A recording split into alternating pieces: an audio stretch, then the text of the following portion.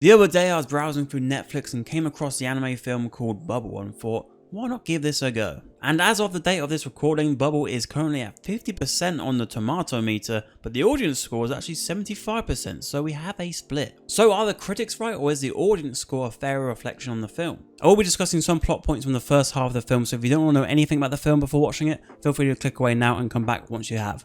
From the off, it looks like it's set in a post-apocalyptic world, with these groups of young people doing parkour across the rooftops, but the initial intrigue of the film comes from the bubbles which are in the surrounding environment. During the first parkour sequence, we get introduced to our main character Hibiki, who makes quite the impact when it comes to the competition, but when around others is more so a quiet persona due to his hearing ultra sensitivity. As the film progresses, we learn that Tokyo became uninhabitable due to an explosion at Tokyo Tower. Like the bubbles, Tokyo Tower is coded in a layer of mystery, with Hibiki being able to hear a song coming from the tower. Hibiki proceeds to the tower to try and discover the source of the song, but unfortunately falls into the ocean, but lucky for him is saved by a young woman. Or who is believed to be a young woman, as she doesn't seem quite from this world. Hibiki decides to call her Uta, which means song in Japanese, as she is the only other person who can hear the song in his head. And that is pretty much the setup for Bubble, with that relationship being the core component of the film. And from when Uta is introduced, you can clearly see the similarities between this and Hans Christian Andersen's The Little Mermaid. And they do show that they are self-aware of this in the film, with them referencing it a couple of times. With the plot taking so much inspiration from that story, it can be criticised for not being that original, but what I like with this story is that it is set in this different world. They have twisted it slightly,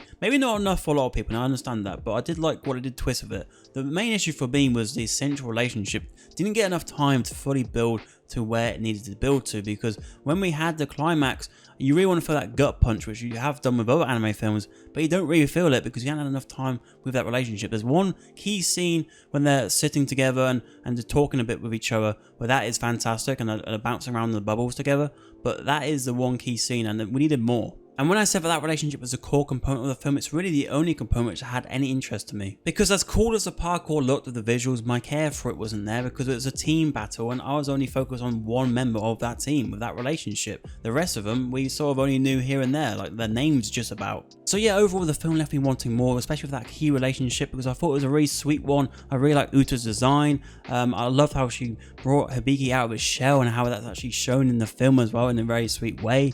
So yeah, just needed more time to develop. I just wish that the film was connected better, as unfortunately those two major plot lines didn't really complement each other very well. And it's a shame, because I did quite enjoy the sci-fi elements of the film and the ideas it had, but it's just unfortunately one of those which is missed potential. So then, are the critics wrong? I would say they are wrong, but not by a lot. I think 60% would have been a great score for this film. I think the audience score of 75% is a little bit too high. I think 6 out of 10, an average film, is a pretty good score for this one. I think it had potential though to be an 8, 9 out of 10, but didn't quite get there unfortunately. But yeah, I think 60%, so just about fresh, would have been my score, and I think that's just about right in my opinion. But that is just my one. Let me know your one in the comments below. Where do you stand on this film? If you enjoyed this sort of video, please do drop it a like, and I will see you in the next one.